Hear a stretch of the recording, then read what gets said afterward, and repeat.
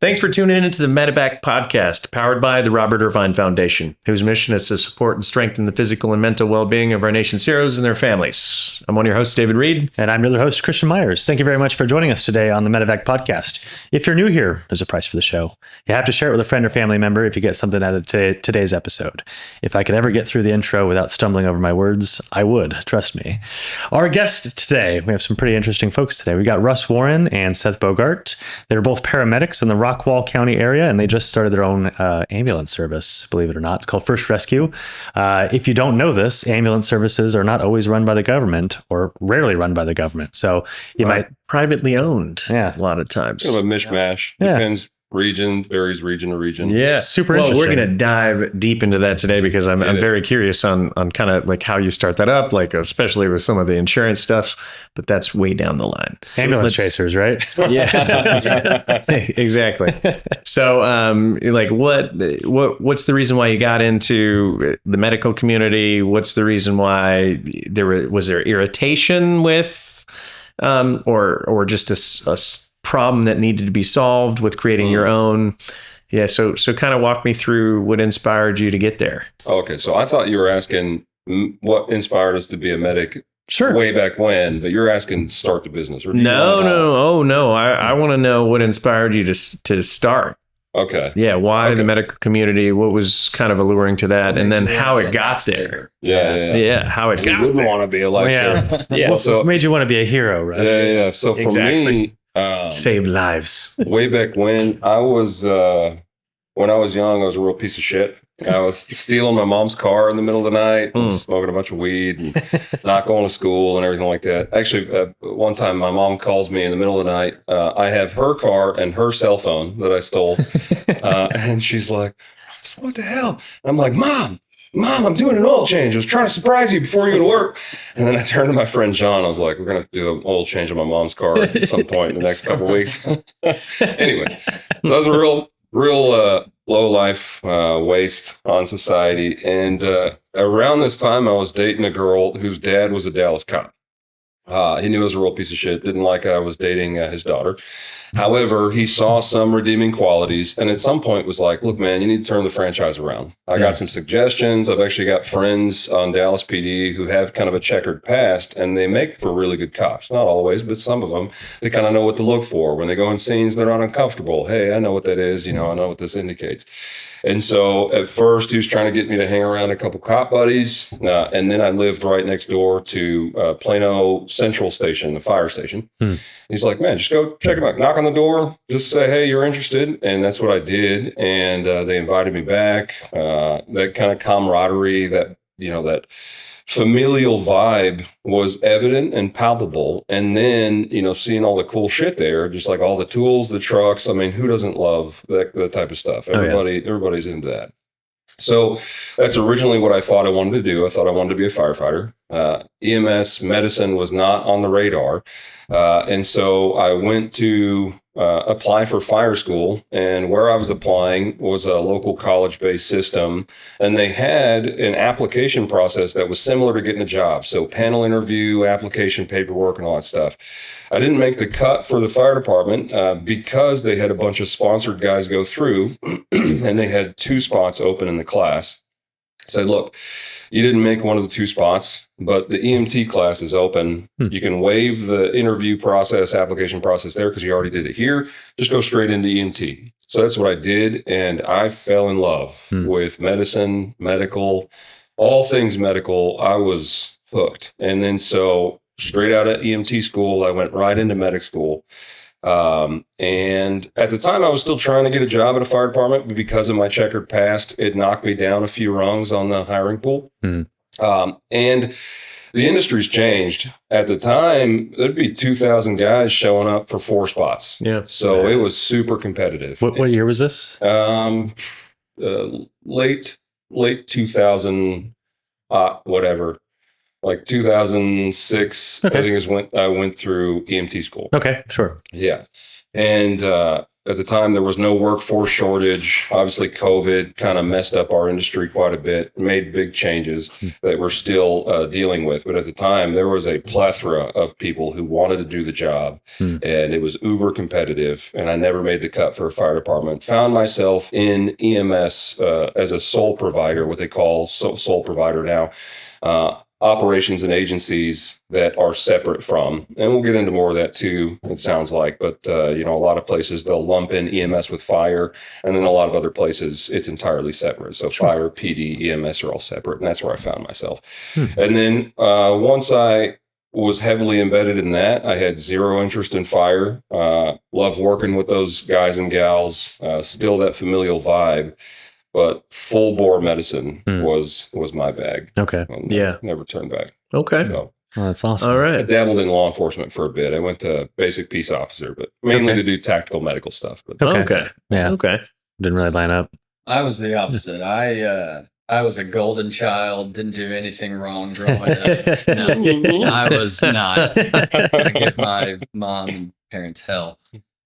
So my grandfather was a fireman. He actually started up his own ambulance service back in the 80s or 90s, something a long time ago, out in West Texas. And then that, fell apart for him. And then my biological father has been a fireman for 30 plus years. My brother is a Houston fireman. Okay. And so my whole life, I wanted to go to the military. I wanted to go to West Point and do the cool stuff and do all that. However, I was my mom's only biological child. So I have two step siblings, brother and sister, but she was like, no, I'm not losing my only child. I will shoot you in the foot so you can't go to the military. Literally would tell me she would shoot me in the foot. I'm like, yeah, whatever. Yeah, if you ever meet her, it's believable. She might have done it. She might have shot him in the foot. She might actually do it. Yeah. It wasn't an empty threat. There were other threats too.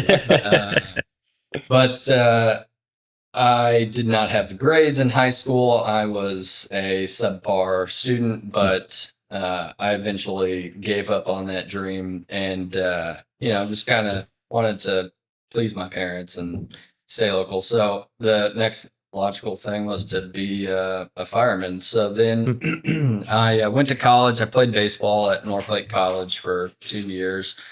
And then I was a catcher. My knees just started hurting all the time. Yeah, that's a hard position. Yeah. Spent 18 years of my life squatting up and down. Yeah. Terrible. Oh, yeah. So I What was me? you try. So I was like, all right, well, I guess it's time to get a job. I know I'm not going to the MLB or anything. So time to get a job. So I was going to go to the fire department. I went through EMT school. Because you have to get your EMT basic before you become a fireman. Okay. So I go through EMT school. EMT school was hard for me because it's a fire hose of information being thrown at you with no real preparation. A couple of months. Yeah. Yeah. And so then I struggled with that, made it through there, and then did my clinicals at one of the hospitals in South Dallas and did CPR on the fire department brought in a patient, cardiac arrest. And they're like, all right, student, get on, do compressions. And I'm like wide-eyed and I'm doing CPR and I black out. I don't even know what anything was happening around me, but it was magic. It was art. And then from there on, I remember getting off of that patient and realizing I don't know what anybody did around me, but I want to do all of it. And so then I went straight to paramedic school. And I did really good in paramedic school. So I went from not doing good in EMT school. Paramedic school is a lot harder, but I did a lot better because I was so much more, I think prepared because of EMT school, but also just I was so in love with wanting to be a badass paramedic. Sure. Yeah. Passionate. Yeah. And similar to him, I totally forgot about the whole fire department thing. I was just went out the window. And then I I did my clinicals at Rockwell County EMS. He was he was one of my preceptors as a student. And I remember one day, I remember so clearly, I was just a student, and I was like in the ambulance, and I went back in the station. I was getting supplies from the truck, and he's like, are you checking off the truck? And I was like, yes, sir. He's like, you want a job here? I was like, yeah, actually, yes. Because he was a badass paramedic, and I could see around me that there were other high caliber paramedics there, that I was invested in that place. And I knew in the back of my head that I wanted to put in an application for there, because they are just a ragtag group of people that loved being paramedics and were really good at it. Sure. And so, sure enough, he hired me and fell in love with it, kept getting opportunities to do more stuff.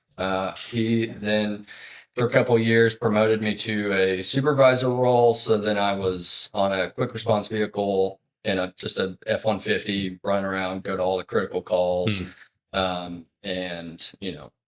doing all the really cool stuff. And then also just supporting the system when ambulances are going down to low levels and stuff like that. But yeah. Oh, and then he and one of the other supervisors at the time put me through critical care paramedic program. And then I ended up getting my critical care paramedic cert. So that's fantastic. Yeah. Fun inspiration. I mean, so you guys got linked up kind of early in your career then, Seth. Yes, at the very start of it. Yeah. Okay. And you guys have been working together? And when did you start that journey? So I went to EMT school in 2006. Okay. I went to medic school, and a little blight on my career. I got kicked out of medic school the first time through.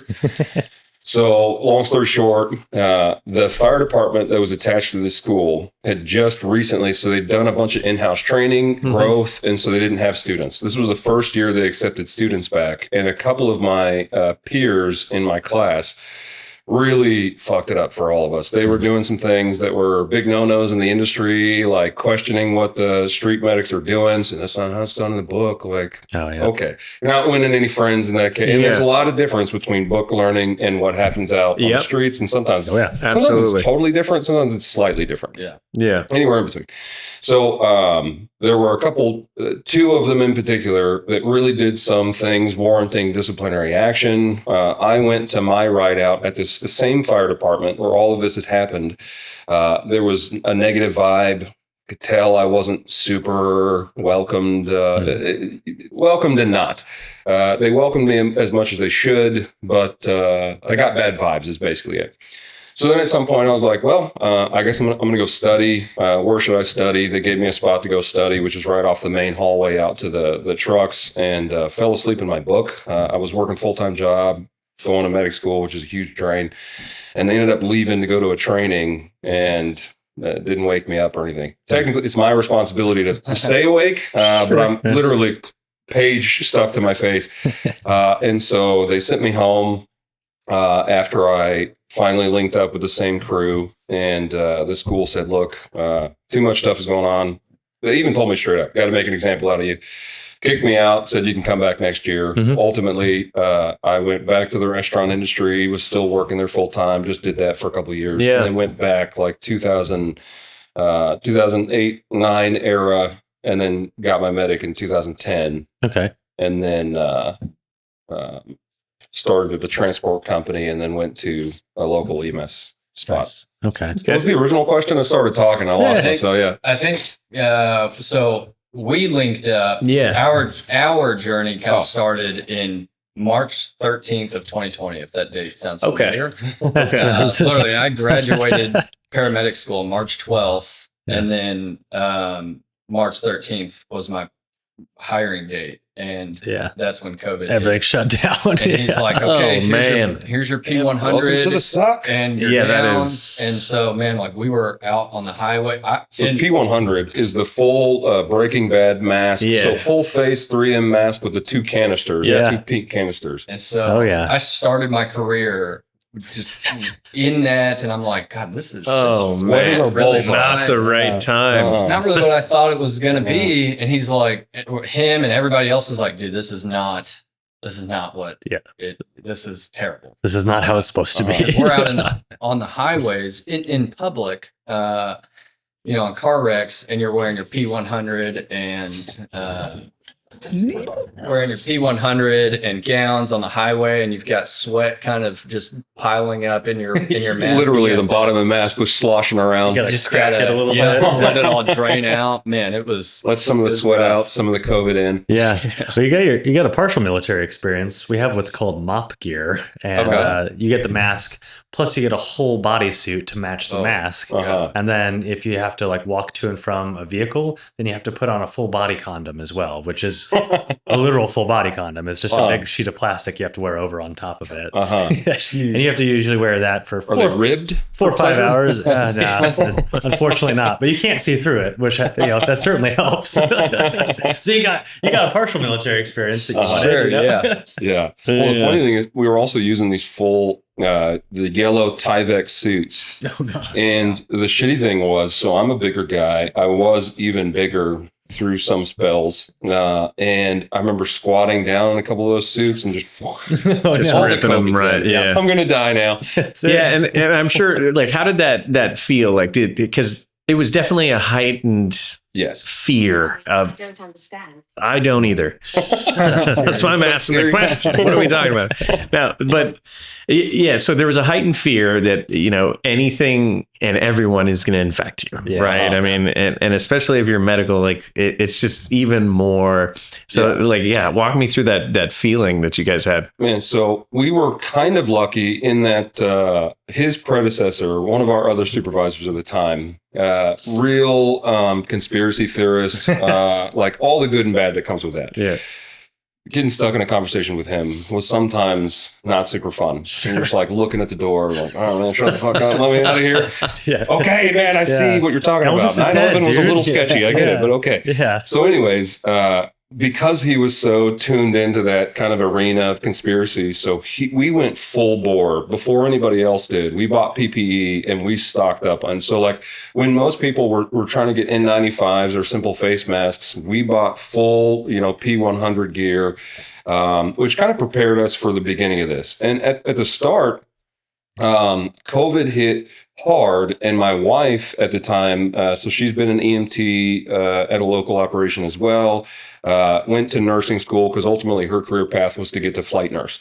And so to do that, you've got to have your requisite time spent in a hospital as a nurse, and preferably ICU, because they're dealing with a lot. I mean, like 18 drips and the worst of the worst patients. So she was at Parkland, and she'd finished nursing school, started at Parkland, went through this very reserved NIP program nurse internship program that they've since dissolved. Anyways, all to say, so she's on the ICU at Parkland, was there for, I think, less than a year before COVID hit. And then she worked on Parkland's infamous COVID unit. Oh, man. So at the time, early on, COVID hit hard. And a lot of the tuning up for COVID was warranted in the beginning because of the novel virus, and that novel virus working its way through a population that hadn't had this before. It really wreaked havoc, and there were people who died just in droves. And then, of course, herd immunity, and of course the immunizations, that there's nothing wrong with those, and they were totally without issue. Totally. So the idea was that at this time, it was hitting hard, and it was undeniable that it was hitting hard, and you could die, young and old. And then, of course, through the evolution of the virus, we built up an immunity through whatever mechanisms, and it hits much less hard now. I mean, towards the end of it, we'd get COVID, and people would still work through it. You just try and minimize exposure to patients and fellow. I mean, wacky times. 6 feet away, like dots on the floor. Like what a weird time. And a lot of the time to be alive. When it first was happening, we were, because I remember it was my first experience kind of coming into the industry, and I'm like, this shouldn't be the normal. But so like we would send one paramedic in to a house with that had any symptoms of that could be COVID. So if they had a cough or shortness of breath or anything like that dispatch got that sounded COVID-y, we would only send one paramedic in, the fire department, and the other paramedic would wait outside until we get the all clear if it's not COVID. I don't think it's COVID or whatever. Sure. But yeah, like so many things like that were just making it even more scary. And so we had a local cop die from COVID as well. Okay. And all of this, one, having exposure to other people in the industry, my wife being on the COVID unit and seeing how bad it could get. So we also had a negative bias there because we saw the worst of by proxy, we knew of the worst of the worst. And at the time it was still hitting hard. And we had so many patients, even just on the EMS side, that were dying strangely. We'd go to intubate and their lungs would be full of blood.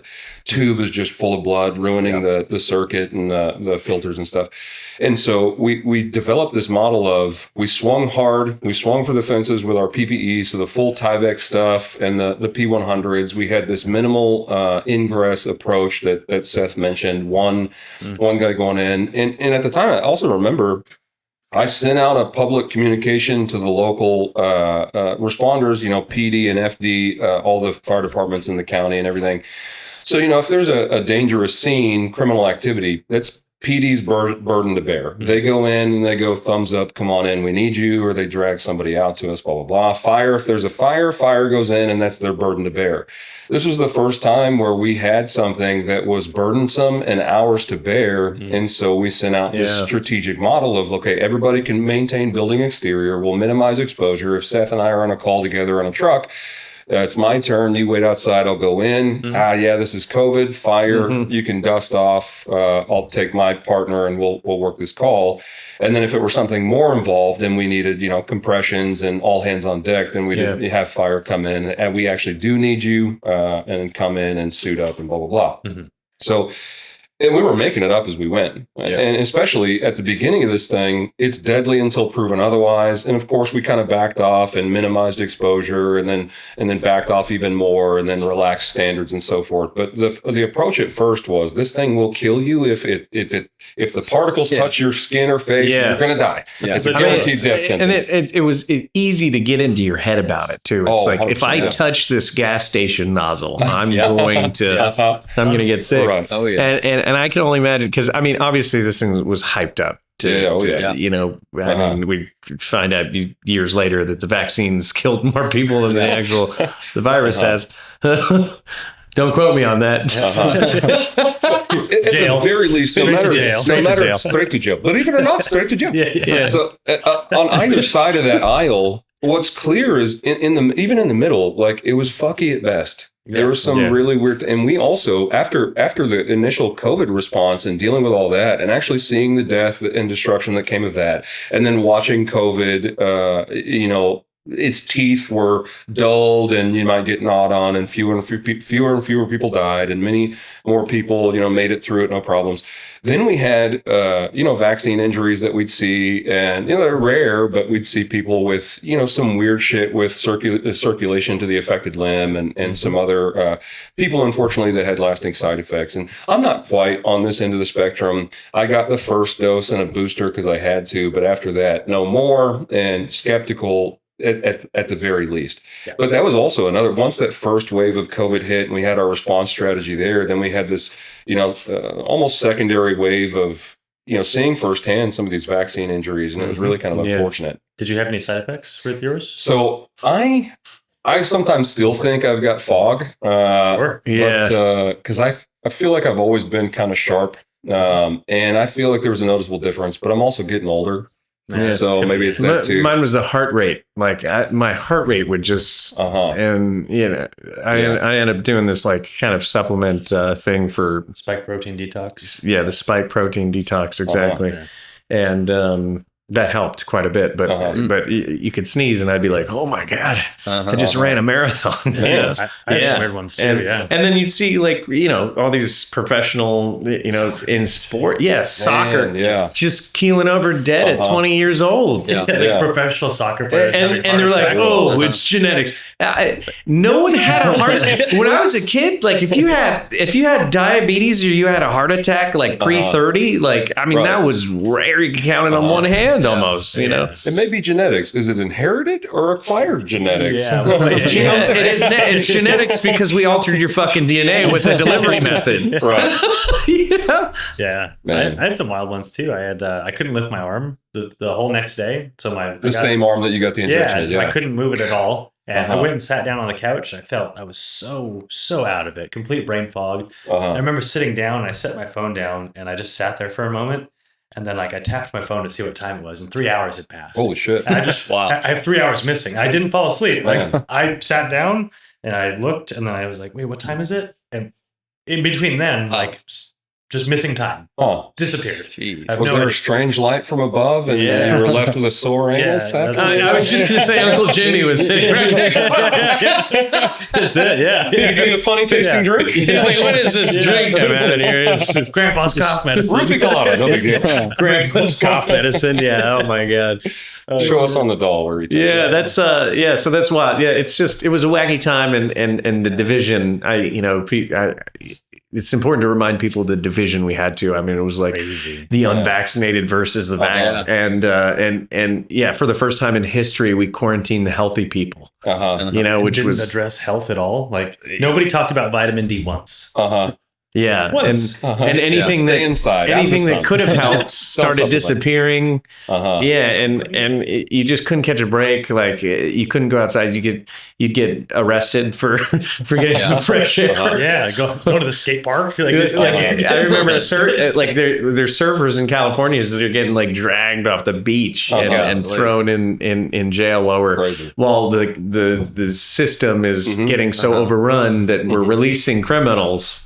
So it was like, and not to mention, businesses, like I've got a couple favorite spots that are no more because they never small recovered. businesses crushed. Yes. Crushed. 70% of restaurants in Los Angeles. Is that? Wow. 70%. It's incredibly high, the statistics for, small businesses that were unable to get through it. But for us, it was definitely, is that my phone again? Yeah, that's you, dude. I'm going to turn that off. So, you want to try again? Is that what you said? Shut up.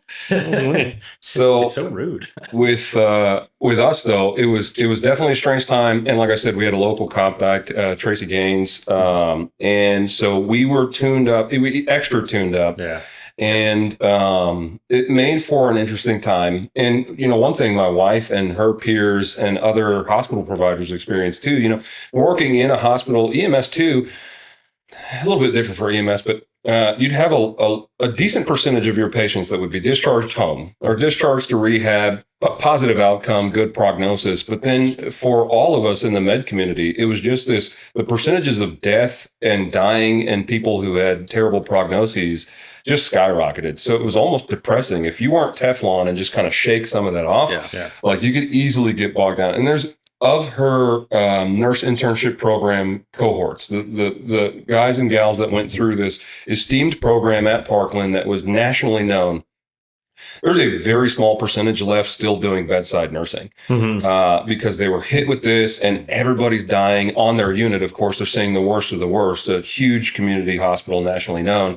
And it was depressing for them. They're like, screw it. Many of them aren't even in medical industry. They've completely switched industries because it's just such a taxing endeavor.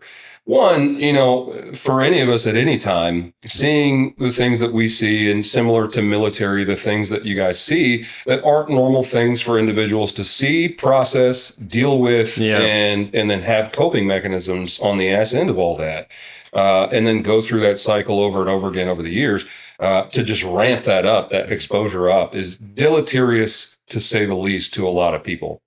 Luckily for us, what kept us through that in good spirits was we just love the job. We love being medical professionals. We love being Batman-esque in that we can show up on somebody's worst day, have the skills, knowledge, tools to do something about it. And even though a lot of these people, both in and out of the context of COVID, had poor outcomes, I gave you the best shot. Yes. Because I'm tuned in, I'm switched on, I'm full bore, I'm going to be the best that I can be. And that's kind of what kept us going through a lot of that stuff. And I'd be lying if I didn't say that some of that shit didn't stick and like have lasting effects. But the good thing is we've got good processing mechanisms. One of the things that we had in our culture was nothing stays hidden. It really was contextually about like bitching, any problems. So for my management staff and all of our personnel, we had this culture of say anything you want, however you want to. For instance, one of my staff, we had this call. She called for help. I was on the quick response vehicle, and we get through this tough call, and then afterwards we hot wash it. She's like, "I feel like you were being a fucking douche. I'm your chief of operations. You're my medic. You can't normally say this type of thing to your superiors, but we invited that into our culture. Because what I want is instead of you to have this secret thing that you're upset about and for it to fester for the next several days, weeks, months, and lead to some issues where you're a problem employee, just get it out there. Yeah. Just fucking fire it out there. I'm going to stuff down the ego. And it's, you know what I was like, okay, yeah, I can see what you're saying. A couple things I was doing was pretty douchey. Here was my intent. I was trying to get you back on track. You were talking to me, you know, for a minute and a half about how you want to intubate this guy. This guy is not somebody I would intubate, and I'm trying to get you off of that. You're telling me his whole life story. I could have been a little gentler about it, a little more diplomatic. So you're right. I was kind of being a fucking douche. But here's what I was after. And we shake hands, hug it out, blah, blah, blah. And we're better on the ass end of that. So same thing with any processing. You know, he's had a couple calls where either initially he was able to voice those concerns with being free of this, oh, stop being a pussy. Not always. There were a couple times where I did that on the front end and then cleaned it up on the back end. One time in particular, but they're free to discuss this stuff, both transgressions as well as the muck that just attaches on you that you need to get off. And the best way to do that first step is to just admit it, talk about it, and all that stuff. But yeah, there were a couple times where I wasn't the most gentle with him or other people. But so like, I didn't need that. My dad was, kind of the same way. Like, I remember back talking to my mom one time, and I was like 16, and he's like, "We can go outside. You're talking to my wife. You're not talking to your mom. You're talking to my wife. We can go outside and handle this like men." Okay, no, I don't think I want to fight that fight. Yeah. So I think we need more of that in our lives. Yeah, absolutely. It's just like, here's a pair of gloves. Like, I think, and so that's how I've always learned in sports. My best coaches, my dad being one of them, were the best coaches I ever had. Would be the ones that yelled at me because that's how a lot of people learn, and that's how you learn it quicker. And that was also part of our culture is that. So you have the free reign to talk to me like that, but I'm going to be up your ass working you like a puppet when it's time. Because like, I don't like the way you started that IV. I've worked for other EMS agencies and other contexts, other industries where nobody cares. There is no improvement. There's no friction on friction and ironing, sharpening iron, to borrow that term. Whereas for us, through the interview process, we told you what you were getting into. We want excellence, and excellence doesn't come from comfort. It comes from discomfort, and I'm going to make you uncomfortable, even when you want to be comfortable. Look at me. I started this IV. Hey, man, good job, but you fucked this up, and I need you to get better at this.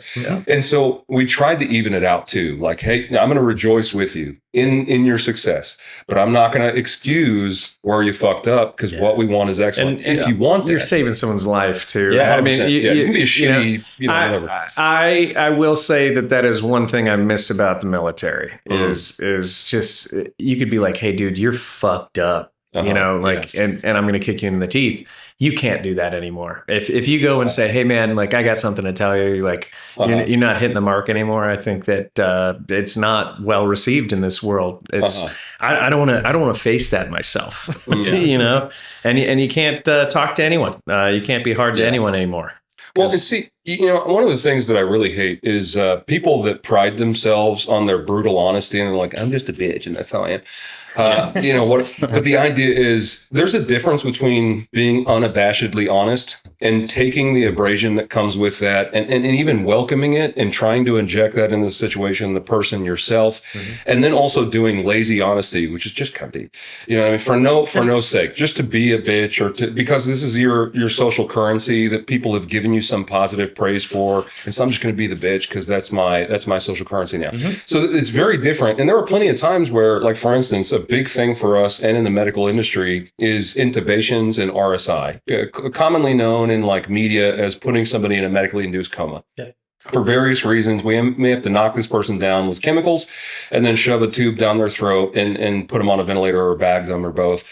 And it's a very high-risk procedure. Plenty of people fuck this up. And in fact, one of my favorite podcasts from back in the day that's still going is the MCRIT podcast. It's an amalgamation of emergency and critical. And so this guy, Scott Weingart, is both a critical care intensivist, so ICU doctor, as well as he's done trainings and residency in ER medicine. And so he's like, man, these two floors on the hospital are very different and there should be a lot of commonality. And so his original impetus, from what I understand behind the podcast, was to blend these two levels of care. Okay. The things that are happening in the ICU exclusively that aren't happening in the ER and vice versa. And it ended up becoming this just thing for EMS as well, because a lot of stuff he was talking about happens out in the field. Mm-hmm. And so he started gearing a lot of these podcasts toward EMS, and a lot of other podcasts followed suit. But his first episode 0, is called The Laryngoscope is a Murder Weapon. The laryngoscope is the tool, the metallic blade, if you will, that we use to jam down your throat, lift up your tongue and mandible, and get a good shot and access at your trachea or your through your larynx and so forth, and just jam this tube down into your airways, and then subsequently we're able to breathe for you. So anyways, all to say, we'd have people come through, and that's an acquired skill. Nobody's good at it straight out of the gates, and you have to acquire this skill. And because it's a high-risk procedure, you got to acquire it quick. And your success rate has to, you got to go from 0 to 120 quick, or somebody might die. Sure. And so we would both beat up your ass and give you shit about it. But then we'd follow that up with, all right, man, I'm going to stay up with you. We had a 2 a.m. call. You fucked this up. I had to come rescue your tube. We're going to go tube the dummy 10 times. And I'm not going to have you do this. I'm going to go to bed. I'm staying up with you. I'm going to talk it through. We're going to do it together. I'm going to show you how to do this. When we wake up in the morning too, we're going to do it 10 more times for the next 10 shifts, 10 times before bed and at the start of shift. And so we'd equally wait it out instead of just this honesty that was lazily abrasive with no purpose. It was brotherly, sisterly honesty, familial honesty. Mm-hmm. I'm going to abrase the ever-loving piss out of you, but it's for a purpose, and I will remind you of that purpose so you don't lose sight of the fact that I'm not trying to be a douche for just my own edification or my own pleasure, but for all of our betterment. And I think the unfortunate thing is too many people link that kind of honesty and abrasion with this lazy bullshit, and they're one and the same. So let's get rid of it because it's dirty. Yeah. To the detriment of our society as a fucking whole. Yeah. And to the detriment of individuals who need to be switched on. Life and death. It matters in the military. It matters in medicine. Yes. So fuck your comfort. Yeah. True progression and excellence comes from periods and consistent seasons of discomfort. Yes. And sometimes that discomfort is naturally born of the situation. I fucked that up. I feel the weight of it. And sometimes it's external. Somebody else reminding you, you fucked up, feel the weight of it. I'm going to push on you and make you feel the weight of it. And it's super unfortunate that both seems like in the military as well as our industry, there is this trend of removing that, excising this thing because on the face value of it, it's uncomfortable. It's bad. Yep. Without recognizing the immeasurable good that can come from that type of. I think that's how anyone gets better. They always had that hard ass, first sergeant or a superior or whatever, supervisor that said, "Hey, dude, like you're not the greatest that you think you are." Right. Yeah. And I came out of, so there's a phrase in our industry called paragod. So a paramedic god. You come out of medic school. I was the same as Seth. I went through medic school. It was easy for me. Again, not because I'm terribly smart. I've learned how to talk well and make myself sound smarter than I am, being around doctors, nurses, and medics who are acclaimed in this field, and I want to gain social currency with them, so I know how to talk. I'm not terribly smart. medic school was not easy for me because I just have this aptitude. It was because I was so fucking passionate about that I just dove in head first and soaked it up like a dry sponge. So when I came out of medic school, I knew everything. I knew all there was to it. I didn't have to study. I just got the information. I know everything. I am a god. I will come through and swing my hands of golden life-saving ability up amongst all the, injured and sick, and I will save you. And so it took people knocking me down a peg or 20 in abrasive ways, but also following that up with, don't be an ass. You don't fucking know anything. You don't know anything. Yeah. And let me show you why you don't know anything. Let me show you how you don't know anything. And let me show you the pathway. Let me give you the roadmap to actually learning some shit.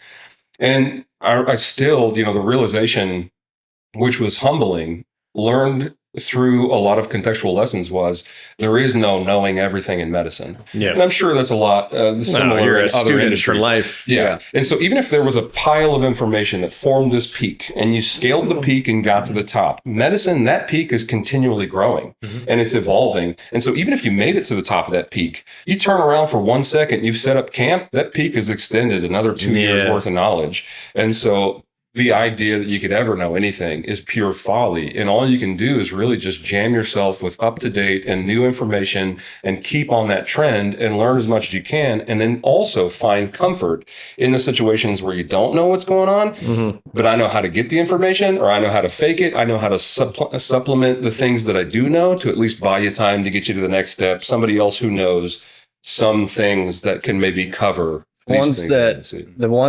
paramedics, the doctors, the nurses that think that they know everything, those are the dangerous ones. Yeah. Because you've settled and now you're complacent and arrogant about what you can and can't do. Yeah. And you are the moment you turn off the antenna for receiving new data. Perfectly. The spiral begins. It's a very humbling. That's a big problem is when you think you know everything. Yeah, it really is.